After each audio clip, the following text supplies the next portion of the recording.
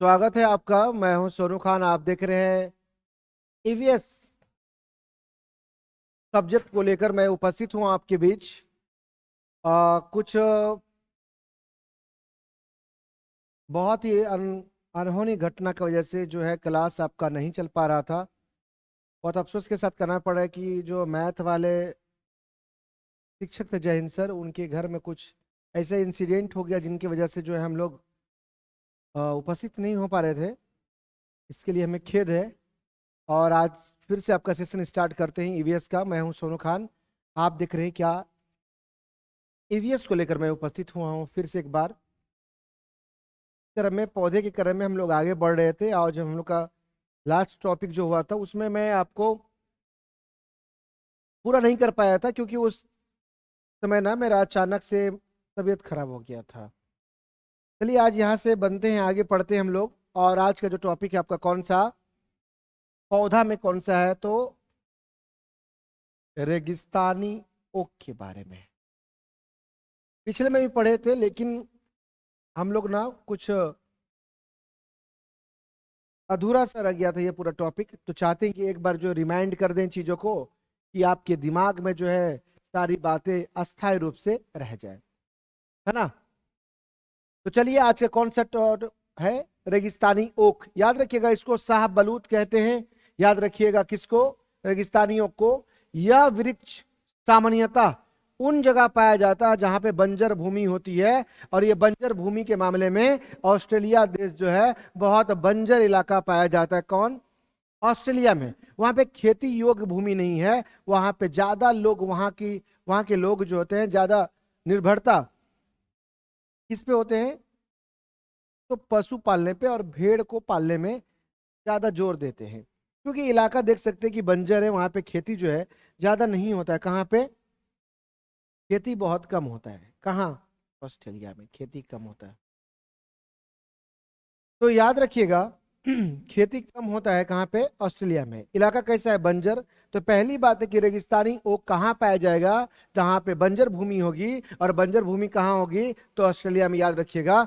और याद रखिएगा कि रेगिस्तानी ओक ऑस्ट्रेलिया में तो पाए जाते हैं, लेकिन ऑस्ट्रेलिया के किस दिशा में? तो याद रखिएगा ऑस्ट्रेलिया के दक्षिण पश्चिम वाले भाग में पाए जाते हैं। क्या? रेगिस्तानी ओक। याद रखिएगा रेगिस्तानी ओक से भी एक क्वेश्चन एक बार पूछा है कि रेगिस्तानी ओक ऑस्ट्रेलिया के किस दिशा में पाए जाते हैं। याद रखिएगा दक्षिण पश्चिम दिशा।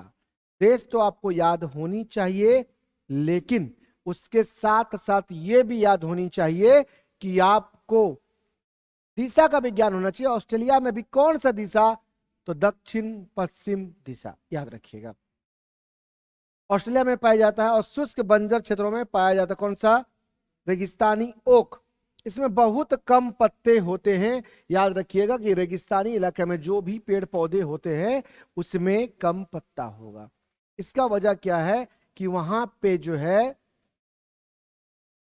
रेगिस्तानी इलाके में बारिश भी कम होती है, पेड़ पत्ता भी कम होता है। अगर पेड़ पत्ता कम होगा तो वाष्पोत्सर्जन की जो क्रिया होती है वो पेड़ से होती है। तो जहां पेड़ के पत्ते कम होंगे या अनुपस्थित होंगे उस जगह पे वाष्पोत्सर्जन की दर क्या होगी? कम होगी। अगर वाष्पोत्सर्जन की दर कम होगी तो वाष्प बनकर बादल भी कम बनेगा और वर्षा भी कम होगी। याद रखिएगा इनके जड़ें जल की तलाश में लगातार नीचे की ओर बढ़ती है और 30 मीटर की गहराई तक चली जाती है।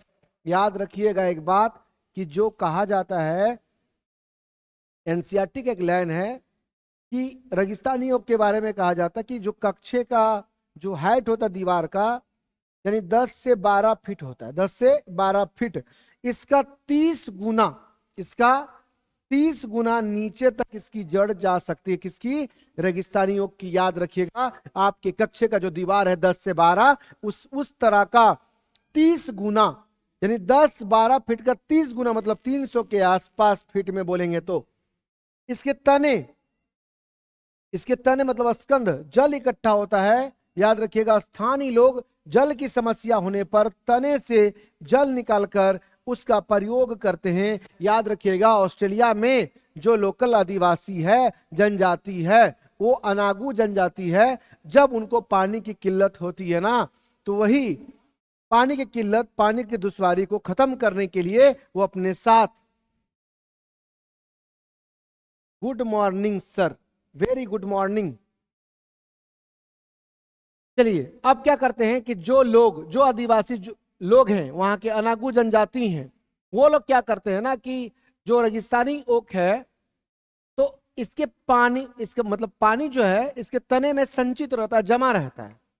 अब वहां के लोकल लोग, आदिवासी जो है, पानी की किल्लत के लिए, पानी की दुश्वारी के लिए, अपने प्यास को बुझाने के लिए, इसके तना में जो संचित पानी जमा रहता है पानी, उस पानी को निकालकर अपनी प्यास को बुझा लेते हैं। तो याद रखिएगा, ये रेगिस्तानी ओक वैसा पेड़ है जो अपने तने में पानी को संग्रहित रखता है, यानी जमा रखता है। याद रखिएगा ये बात को भी। तो वहां के लोग करते क्या हैं, तो अपने साथ जो है देखिए एक चाकू रखते हैं और छोटी पाइप। एक एक बात आपको, एक एक लाइन याद होनी चाहिए। देखिए क्या लिखा हुआ है, चाकू और छोटी पाइप। कौन पाइप? छोटी पाइप, और उसी से पानी को निकाल लेते हैं। अब कौन सा? लाइकेन। कौन सा? लाइकेन। लाइकेन ऐसे पौधे होते हैं जो चट्टानों या पेड़ की छाल जैसे उजागर स्थान में उगते हैं। याद रखिएगा, ये पेड़ पे भी होता है और चट्टान पे भी होता है। कौन सा? लाइकेन। याद रखिएगा, लाइकेन अकेले नहीं बनता। ये कैसे बनता है? याद रखिएगा, ये कवक और शैवाल के सहजीवी संबंध से बनता है। कौन? तो लाइकेन। याद रखिएगा। अब क्वेश्चन यहाँ पे कि सर सहजीवी एक वर्ड बोले आपने, एक वर्ड आपने क्या बोला? सहजीवी। सहजीवी का सर मतलब क्या होता है? तो सहजीवी का मतलब होता है जैसे आप हमको लाभ पहुंचाएंगे और हम आपको लाभ पहुंचाएंगे। क्या दोनों को लाभ पहुंचाया गया कि नहीं पहुंचाया गया? हम आपको पढ़ा रहे हैं, हमसे आपको लाभ हो रहा है, आप हमको देख रहे हैं तो आपसे भी हमको लाभ हो रहा है। तो इसी को क्या बोलते हैं? सहजीवी संबंध। उसी तरह दो जीव में भी होता है। कवक शैवाल को पहुंचाता है लाभ और शैवाल कवक को लाभ पहुंचाता है। इसी संबंध को क्या बोलते हैं? सहजीवी संबंध। तो याद रखिएगा, कवक और शैवाल के सहजीवी संबंध है कौन सा? तो याद रखिएगा, लाइकेन। कवक के पास जो है ना, क्लोरोफिल नहीं है। क्लोरोफिल नहीं है। अब क्लोरोफिल नहीं है तो क्या प्रकाश संश्लेषण कर पाएगा? जी नहीं कर पाएगा। इसका मतलब ये जो है अपना भोजन बनाने में सक्षम नहीं है। कौन? कवक। अब बात करते हैं किसका? शैवाल का। तो इसके पास क्लोरोफिल है। इसके पास एक चीज नहीं है, वो क्या है? संवहक उत्तक, मतलब जल खनिज लवण ढोने का इसके पास कोई साधन नहीं है। तो दोनों मिलकर एक सलाह करता है कि तुम्हारे पास क्लोरोफिल नहीं है तो हम तुम्हारा खाना बना के देते हैं। कौन कह रहा है? शैवाल। तो खाना बना के शैवाल किसको दिया? कवक को। तो क्या कवक को लाभ पहुंचा? लेकिन इसके पास संवाहक उत्तक, जल ढोने वाला, खनिज ढोने वाला है उत्तक, लेकिन इसके पास नहीं है। तो बोलता है लो तुम हमसे ले लो, क्या? खनिज लवण। तो दोनों को लाभ पहुंचा कि नहीं? इसी को क्या बोलते हैं? सहजीवी संबंध कहा जाता है।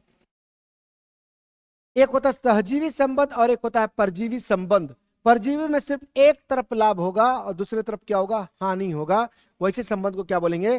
परजीवी संबंध कहा जाता है। क्लियर है बात? बताइए कोई प्रॉब्लम? अब देखिए, मान लीजिए कि मच्छर है, मच्छर मच्छर आपको काट रहा है, खटमल आपको काट रहा है, तो आपके शरीर से खून को तो खींच रही है। कौन? मच्छर। क्या आपको कोई लाभ पहुंच रहा है? आपको नुकसान हो रहा है लेकिन उसको लाभ पहुंच रहा है। ऐसे संबंध को क्या बोलते हैं? परजीवी संबंध। मतलब एक तरफ लाभ, दूसरे तरफ हानि, तो क्या बोलते हैं? परजीवी संबंध। और दोनों तरफ जब लाभ पहुंचता है तो क्या बोलते हैं? सहजीवी संबंध। ये दोनों क्वेश्चन आपके लिए क्या है? इंपॉर्टेंट हो जाएगा। क्लियर है बात? लाइकेन में सहजीवी संबंध कवक और शैवाल के मध्यम पाया जाता है, जो मैंने अभी आपको बताया।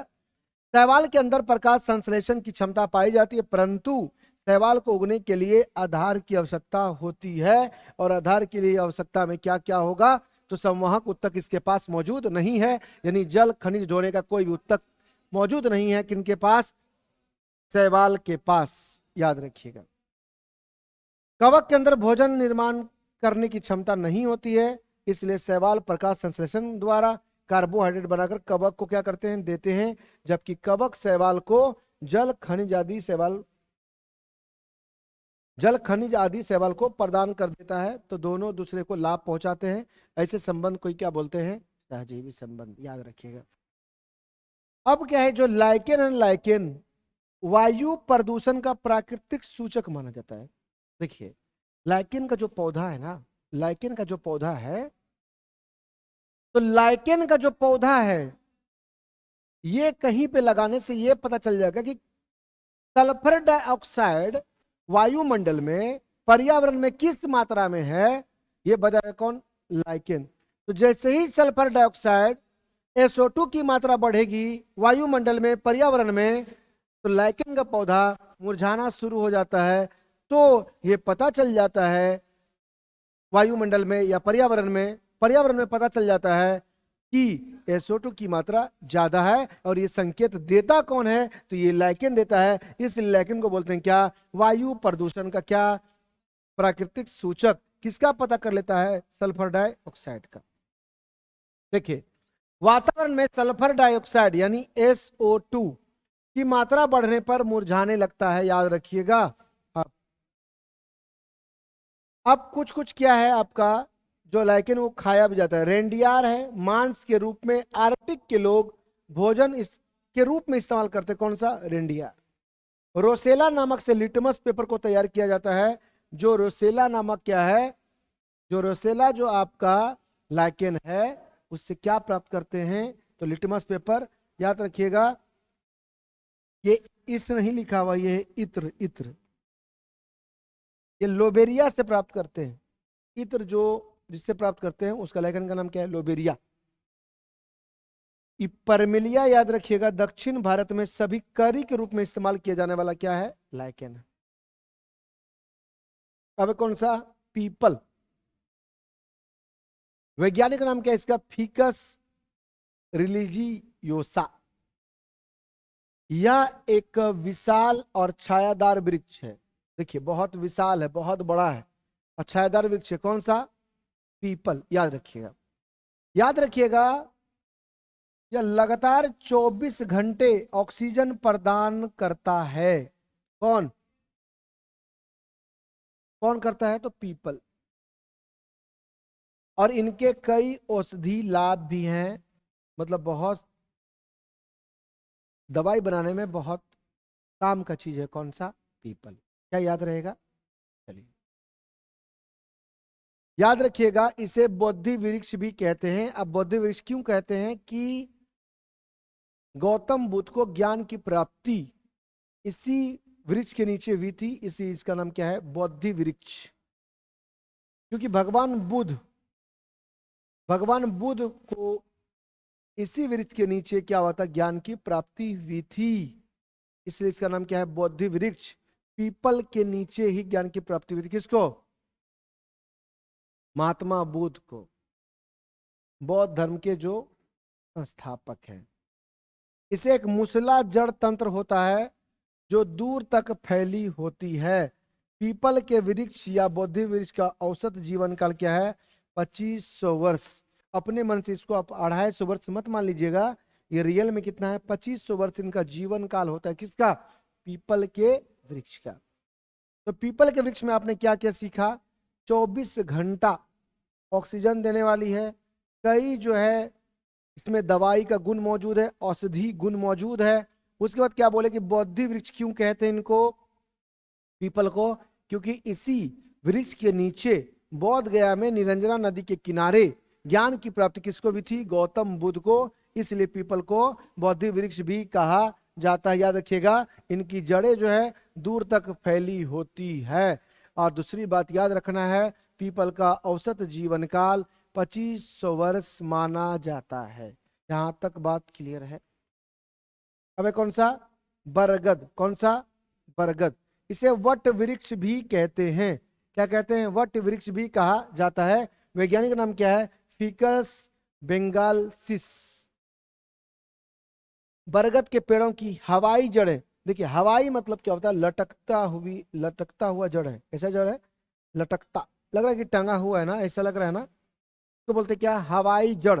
तो हवाई जड़ किसकी होती है, तो बरगद की होती है, जो शाखाओं में लटकती होती है, जिसे स्तंभ स्तंभ जड़ कहा जाता है, जो वृक्ष को सहारा प्रदान करते हैं। और इनकी जड़ें जो है समानांतर होती है, इससे जो वृक्ष को क्या करती है, सहारा प्रदान करती है। याद रखिएगा, बरगद की जड़ को, जिसकी जड़ टहनी से निकली होती है, उसको स्तंभ जड़ कहते हैं। और बरगद किसका एग्जाम्पल है, स्तंभ जड़ का एग्जाम्पल है। याद रखिएगा, ये क्वेश्चन आपसे पूछा हुआ है। उसकी आंतरिक जड़ें दूर तक फैली होती है और यह काफी गहराई तक चली जाती है। आंतरिक भी जड़ है, अंदर वाला जो जड़ है बहुत दूर तक फैली होती है। किसकी किसकी, तो बरगद की। किसकी, बरगद की। यह भारत का राष्ट्र वृक्ष है, पतझड़ के आर्द्र वनों में दिखाई देते हैं। यह हिंदू का पवित्र वृक्ष है। जनवरी से मार्च तक समय है बरगद के पुष्प काल का, यानी फूल खिलता है कब, बरगद का जनवरी से मार्च, जनवरी से मार्च, याद रखिएगा। अब कौन सा, यूकेलिप्टस। कौन सा, यूकेलिप्टस। याद रखिएगा, यूकेलिप्टस जो है ना, यह मुख्य रूप से ऑस्ट्रेलिया और तस्मानिया में पाया जाता है। कौन सा, यूकेलिप्टस। कौन सा, यूकेलिप्टस। यह पर्यावरण का नकारात्मक पौधा है। कौन सा, नकारात्मक पौधा का मतलब क्या है कि जहां पे इसकी जड़ जैसे मौजूद है, पता नहीं आपको दिखाई नहीं देता होगा, जहां पे इसकी जड़ है, मान लीजिए कि ये है पेड़ आपका और ये है इसकी जड़, तो जहां पे इसकी जड़ है, जहां पे इसकी जड़ है, तो कहने का मतलब है जहां पे इसकी जड़ है, तो ये करता क्या है, एक मिनट, मान लीजिए ये जड़ है, ये पेड़ है किसका, यूकेलिप्टस का। तो अगल बगल वाला जो क्षेत्र है, तो इधर भी क्या है, इधर भी भूमि है, इधर भी भूमि है। तो कहने का क्या मतलब है कि इसकी जो जड़ है ना, जब जड़ जड़ जो है किससे जुटा हुआ है, मिट्टी से, और इसके बगल में जो भी पानी है, जो भी लेयर है पानी का, ये करता क्या है कि इसकी जो पेड़ की जो पत्ती है, ये वाष्पोत्सर्जन की दर जो है बहुत अधिक होती है, बहुत तीव्र गति से इसके अंदर से क्या निकलता है, वाष्पन। तो जब इधर से पानी को सोटेगा और लेके जाएगा ऊपर, तो पानी को बहुत स्पीड में, तीव्र गति में इसका वाष्पन होता है। इस वजह से अगल बगल का जो भी भूमि होता है वो बंजर बन जाता है। बताइए कि बंजर भूमि अगर होगी तो पर्यावरण के लिए सकारात्मक बात है कि नकारात्मक, इसलिए इस वृक्ष को क्या बोलते हैं, नकारात्मक पौधा माना जाता है। इसके पत्तियों के द्वारा तीव्र गति से जल का क्या होता है, वाष्पीकरण किया जाता है और आसपास के पारिस्थितिक तंत्र का आतंकवादी वृक्ष भी कहते हैं। याद रखिएगा, जो भी पर्यावरण है उसके आसपास का भूमि को बंजर बना देती है, क्योंकि पानी जो अगल बगल में भूमि में मौजूद होते हैं वो सब अपने पेड़ के माध्यम, पेड़ से होते हुए, जड़ से होते हुए, पत्ती से वाष्पोत्सर्जन की गति तीव्र होने के कारण सारे सारे पानी को अगल बगल में खत्म कर देती है, जिससे अगल बगल का भूमि बंजर बन जाता है। अब बताइए, पर्यावरण को बंजर बना दिया, इसका मतलब है ये पौधा जो है नकारात्मक है। कैसा है, नकारात्मक है। यह जल के अपव्यय का पौधा, अपव्यय किसका पौधा है, अपव्यय। अपव्यय का मतलब है कि जल बर्बादी का पौधा है। कौन कौन है, यूकेलिप्टस। याद रखिएगा, भारत में अलग अलग क्षेत्रों में विभिन्न नामों से जाना जाता है। याद रखिएगा, दक्षिण भारत में नीलगिरी कहते हैं, पूर्वोत्तर में क्या बोलते हैं, गम कहते हैं इसको। याद रखिएगा, उत्तर भारत में इसे सफेदा कहा जाता है। अब कौन सा, क्रोटन। कौन सा, क्रोटन। अब क्रोटन की बात अगर करते हैं तो यह एक क्या है, तो सहायक पौधा है। कैसा, सहायक पौधा माना जाता है। कौन सा, क्रोटन। याद रखिएगा, उसका उपयोग जो है भूमि निर्माण और सौंदर्यीकरण के लिए किया जाता है। भूमि निर्माण के लिए उपयोग होता है और सौंदर्यीकरण के लिए किया जाता है, मतलब खूबसूरती बढ़ाने के लिए। मुख्य फसल को बुआई करते समय साथ में इसे क्या करते हैं, तो बो दिया जाता है। खेतों में नमी होने पर यह मुरझाने लगता है। याद रखिएगा, खेत में जैसे ही क्या होगा, नमी, तो ये मुरझाने लगेगा, जिससे किसान को आसानी से पता चल जाता है कि फसल की क्या है, सिंचाई की जरूरत है। इसका मतलब है किसान को ये सूचना देता है कि खेत में सिंचाई की जरूरत है। इसलिए क्रोटन को सहायक पौधा माना जाता है। ये बात भी याद रखिएगा। यह पौधा मलेशिया और इंडोनेशिया, ऑस्ट्रेलिया में पाया जाता है। कौन कौन याद रखिएगा, इसका क्या बनेगा ठीक? मलेशिया, इंडोनेशिया और ट्रिक, इसका ट्रिक याद रखिए, जो निपेंथिस का है वही ट्रिक इसका भी है। यहाँ पे होगा AIM, AIM, ऑस्ट्रेलिया, इंडोनेशिया और मलेशिया। ट्रिक याद रखिएगा एम। तो ये एम मतलब क्या है, ये है क्रोटन के बारे में पढ़ रहे थे। तो क्रोटन कहाँ कहाँ पाया जाता है? ऑस्ट्रेलिया में, इंडोनेशिया में और मलेशिया में। क्या इतना बात याद रहेगा आपको? चलिए अब क्या, जेट्रोफा यानी रतन ज्योत। क्या है? रतन ज्योत। इसको बोलते क्या? जेट्रोफा। यह एक प्रकार का क्या है, पास पड़ोस में हरियाली के तौर पर लगाया जाने वाला क्या है, पौधा। जो देख रहे हैं ये हरियाली है ना आपका, ये वाला हरियाली, ये हरियाली के लिए ही लगाया जाता है। क्या? जेट्रोफा। इसे बायोडीजल तैयार किया जाता है। बायोडीजल, जिसे भविष्य का ईंधन भी कहा जाता है। इसे बायोडीजल भी तैयार करते हैं। आपसे पूछेगा कि बायोडीजल किससे प्राप्त करते हैं, तो याद रखिएगा इसको बोलेंगे जेट्रोफा, और इसी को बोलते हैं क्या, रतन ज्योत। क्या बोलते हैं? रतन ज्योत। क्या इतना याद रहेगा आपको? क्या इतनी बातें आपको याद रहेगी? बोलिए, यहां तक किसी को भी कोई परेशानी तो बता दीजिए। तेल निकालने के बाद छोड़े गए प्रोटीन युक्त अवशेष का उपयोग मछली और पशु चारा बनाने में किया जाता है। इसका मतलब है, इसका जो है, आप जब वेस्ट मटेरियल होता है तेल निकालने के बाद, जिसको बोलचाल की भाषा में बोलते हैं खल्ली, खल्ली, वेस्ट मटेरियल, अपशिष्ट पदार्थ जो बच जाता है, रेस्ट, तेल निकालने के बाद, उसी को क्या करते हैं, तो याद रखिएगा मछली या पशु चारा बनाने में भी किया जाता है। किसका? रतन ज्योत का, यानी जेट्रोफा का। यह ब्राजील का मूल पौधा है। कहाँ पाया जाएगा? ब्राजील का। ये क्या है, तो मूल पौधा है। कौन कौन है? जेट्रोफा। पहला जो है बायोडीजल कहाँ पे, काकीनाडा, कहाँ, आंध्र प्रदेश। अब क्या है आपका? नीम। कौन सा? नीम। याद रखिएगा, यह भारतीय उपमहाद्वीप का भौगोलिक सीमा को पार कर अफ्रीका में, ऑस्ट्रेलिया में, दक्षिण दक्षिण पूर्व एशिया में, दक्षिण एवं मध्य अमेरिका में पाया जाता है, तथा दक्षिण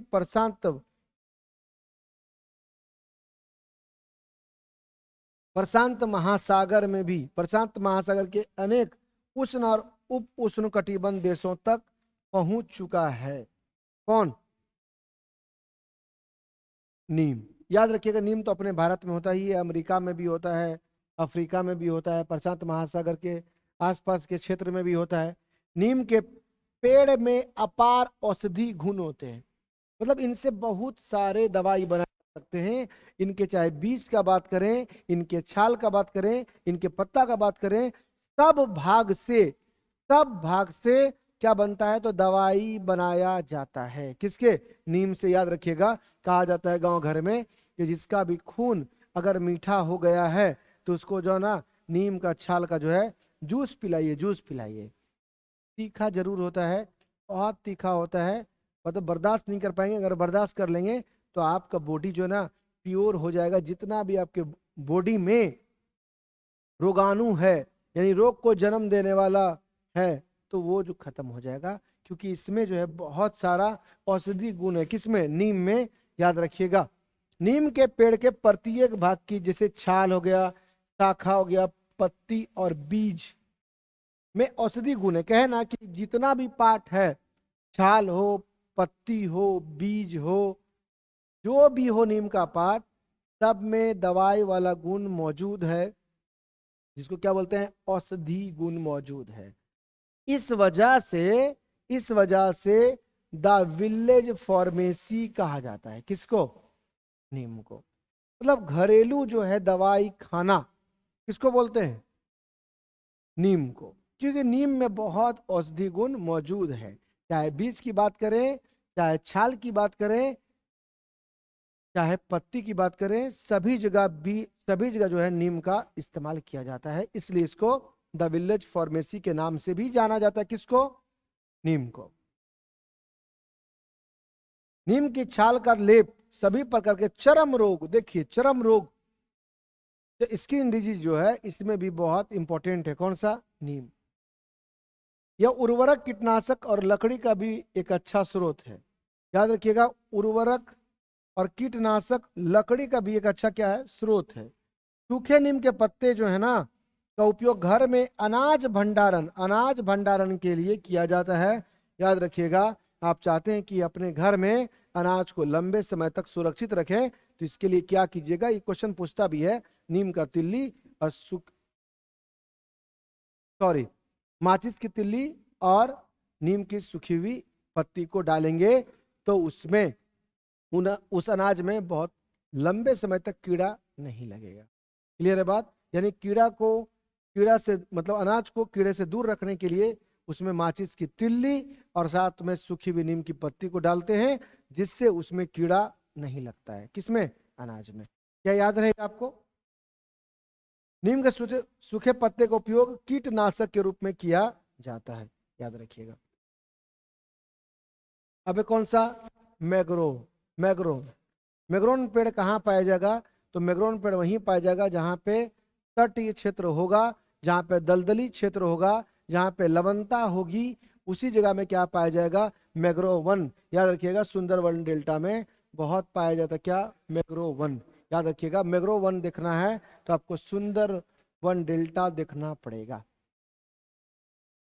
यह अर्ध खारे पानी में पाए जाते हैं, यह तटीय क्षेत्रों में होते हैं जहां कोई नदी किसी सागर में हो रही होती है, जिसमें जल में मीठे पानी और खारे पानी का क्या होता है? मिश्रण होता है। वहीं पे पाया जाता है क्या? Mangrove one. यह मुख्य रूप से 25 डिग्री अक्षांश उत्तर और 25 डिग्री अक्षांश दक्षिण के बीच है। यह भारत में महाराष्ट्र, गोवा और कर्नाटक में उगते हैं। लेकिन याद रखिएगा, मैग्रोव वन देखने के लिए आपको सुंदरवन डेल्टा जाना होगा। हाँ, बहुत मात्रा में क्या पाया जाता है? Mangrove one. क्या इतनी बातें आपको याद रहेगी? अभी देखिए कौन सा है? कुनैन। कौन सा? कुनैन। तो पुराने जमाने में कुनैन की छाल से ही मलेरिया को ठीक किया जाता था। आपको बता दिए कि मलेरिया जिससे होता है उसका नाम क्या है? प्रोटोजोवा। बीमारी का कारण प्रोटोजोवा है, लेकिन अगर वाहक पूछेगा आपसे तो क्या टिक करना आपको? तब टिक करना आपको है क्या? मच्छर। याद रखिए। पुराने जमाने में मलेरिया की दवा बनाने के लिए कुनैन के पेड़ की सूखी, याद रखिएगा, आपसे पूछता है, कुनैन का इस्तेमाल पुराने जमाने में मलेरिया की दवा बनाने के लिए कुनैन के पेड़ की क्या सूखी और चूर्ण छाल का उपयोग किया जाता था। फूक फूक के लोग पीते थे इसका चाय बना बना कर। किसका? कुनैन के छाल का या चूर्ण का। पहले छाल के चूर्ण को उबाल कर रोगियों को दिए जाते थे।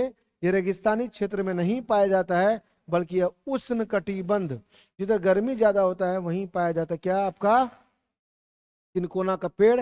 याद रखिएगा, कुनैन जो दवा बनती है सिनकोना के पेड़ से ही बनती है। कुनैन का छाल होता है। याद रखिएगा।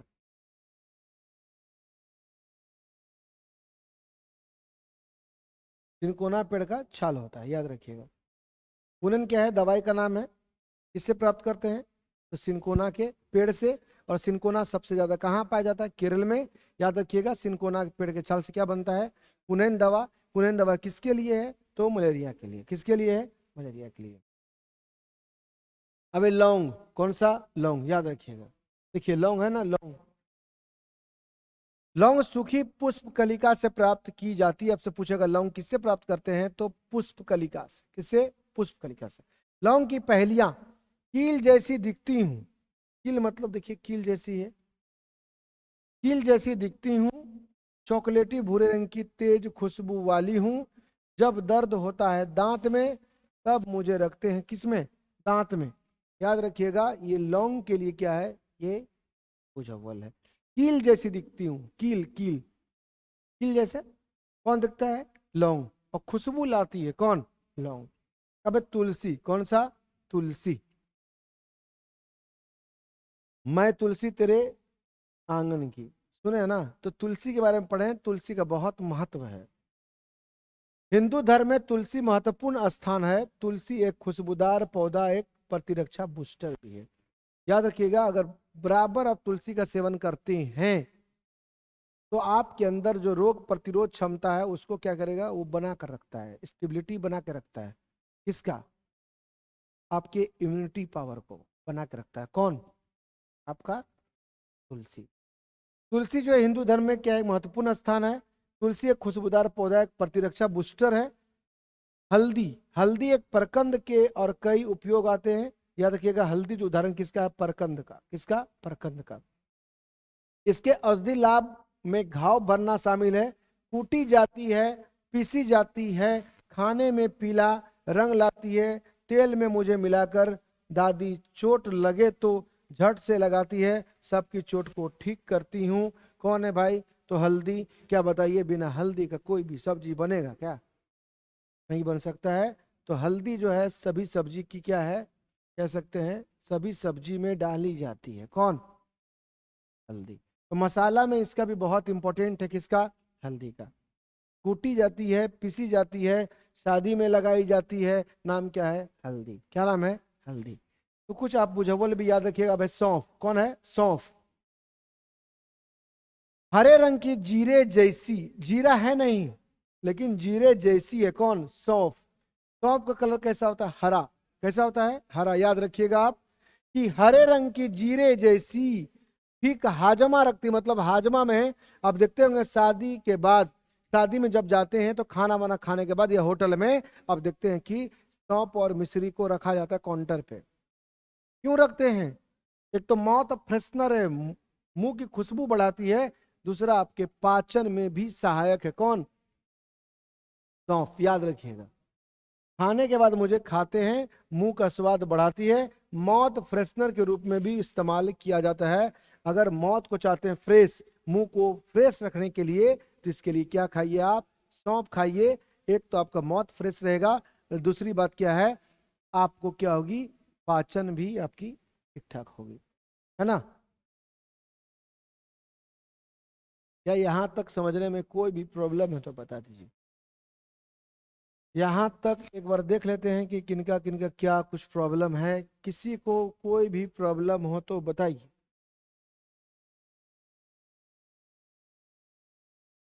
यहाँ तक किसी को कोई दिक्कत है तो बता दीजिए।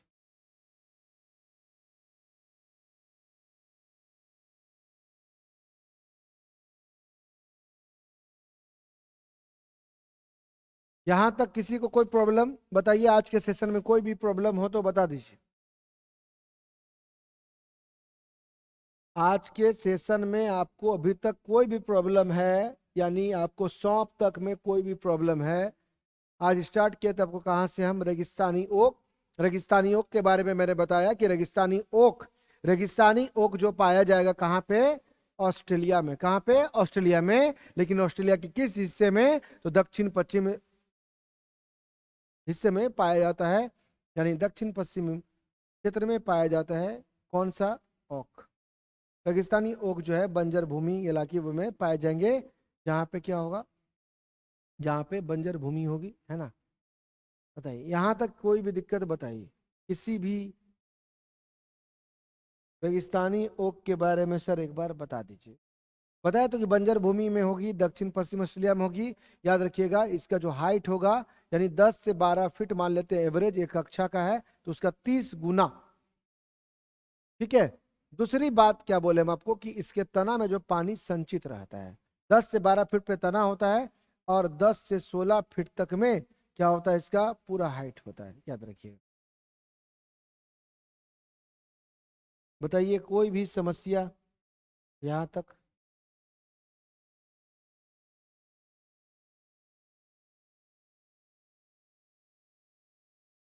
चलिए, उम्मीद करें कि कोई भी प्रॉब्लम ना हो।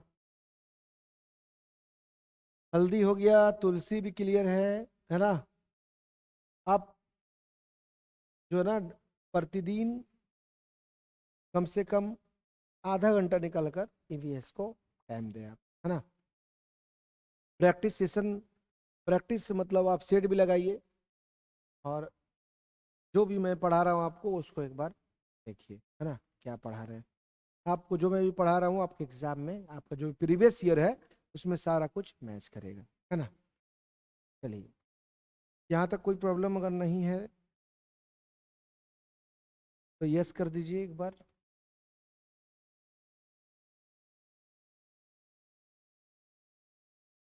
चलिए आगे बढ़ते हैं, है ना। अबे भोजन, इसका मतलब है आपका टॉपिक शुरू हो गया कौन सा, भोजन। कौन सा हो गया स्टार्ट, भोजन। परिवार और मित्र आपका खत्म हो गया है। परिवार और मित्र में परिवार मित्र पढ़ा ही, उसके साथ में आपने क्या क्या पढ़ा, उसके साथ में आपने क्या क्या पढ़ा, संबंध, कार्य एवं खेल, पौधे और जानवर। बहुत लंबा टॉपिक, याद रखिएगा जितना आपको हम पढ़ाए हैं उसे 4 या 5 क्वेश्चन आपका बन जाएगा कम से कम। अब देखिए भोजन क्या है, तो भोजन तत्व, भोजन में ऐसे घटक होते हैं जिनकी शरीर को उचित मात्रा में आपूर्ति की जानी चाहिए, इसे क्या बोलते हैं, भोजन। अब देखिए इसमें भोजन में क्या क्या मौजूद है, इसमें कार्बोहाइड्रेट है, प्रोटीन है, वसा है, खनिज है, जल है, ये सब क्या है, रेशेदार उपस्थित है। याद रखिएगा कि वे प्रक्रिया जिसमें हम भोजन को ग्रहण किया हुआ भोजन ऊर्जा देने वाले पदार्थ के रूप में होता है। देखिए हम भोजन करते हैं, भोजन को ग्रहण करते हैं तो हमको ऊर्जा मिलती है, उसी को पोषण कहा जाता है। क्या बोलते हैं उसको, पोषण कहते हैं। अब पोषक पदार्थ, तो पोषक पदार्थ को दो भाग में बांटे हैं, एक को बोलते हैं कार्बनिक और एक को बोलते हैं क्या, अकार्बनिक। तो देख लीजिए कार्बनिक में क्या बोलते हैं, इसको मुख्य पोषक तत्व भी बोलते हैं, मुख्य पोषक। और इसको क्या बोलते हैं, सूक्ष्म पोषक तत्व।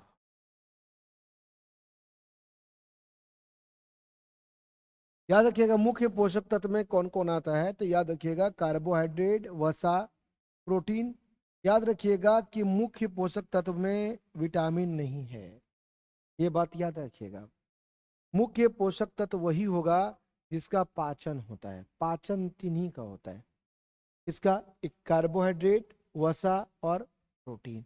और ये है क्या, तो ये है क्या, सूक्ष्म पोषक तत्व। कौन सा, विटामिन। इसमें जल और खनिज आ जाएगा, किसमें, सूक्ष्म पोषक तत्व। आप बताइए कि जटिल कौन सा है, तो जटिल ये है, और सरल कौन सा है, ये। आप बताइए पानी को पचाने में क्या आपको बहुत तकलीफ होती है, कभी आपने ऐसा सुना है कि सर पानी बहुत ज्यादा पी लिए ना तो हमको एसिडिटी हो गई, ऐसा कभी होता है, नहीं होता है। लेकिन वही चीज आप क्या खा लेंगे, कार्बोहाइड्रेट ज्यादा खा लेंगे या वसा वाला ज्यादा खा लेंगे तो आपको क्या हो जाएगी, एसिडिटी। इसका मतलब पाचन जो होता है इन्हीं तीन का होता है, कार्बोहाइड्रेट, वसा और प्रोटीन का। लेकिन याद रखिएगा ये क्या है, तो ये सरल अणु है, कौन सा, ये विटामिन, जल और खनिज। याद रखिए ऊर्जा देने वाले खाद्य पदार्थ हैं, कौन कौन देते हैं देख लीजिए। कार्बोहाइड्रेट, कार्बोहाइड्रेट का मतलब कार्बन के हाइड्रेट्स, उसे बोलते हैं कार्बोहाइड्रेट्स। तो याद रखिएगा पौधा के प्रकाश संश्लेषण में करने के बाद कार्बोहाइड्रेट का निर्माण होता है। आपको बताए थे कि पौधा जो है CO2 लेता है वायुमंडल से, और आपको पता होना चाहिए कि मृदा से क्या लेता है, H2O। सूर्य की प्रकाश की उपस्थिति में क्या बनाता है, तो ग्लूकोज बनाता है, और ग्लूकोज एक प्रकार का क्या है, कार्बोहाइड्रेट है। क्या है, कार्बोहाइड्रेट है। पौधे प्रकाश संश्लेषण की सहायता से कार्बोहाइड्रेट का क्या करते हैं, निर्माण।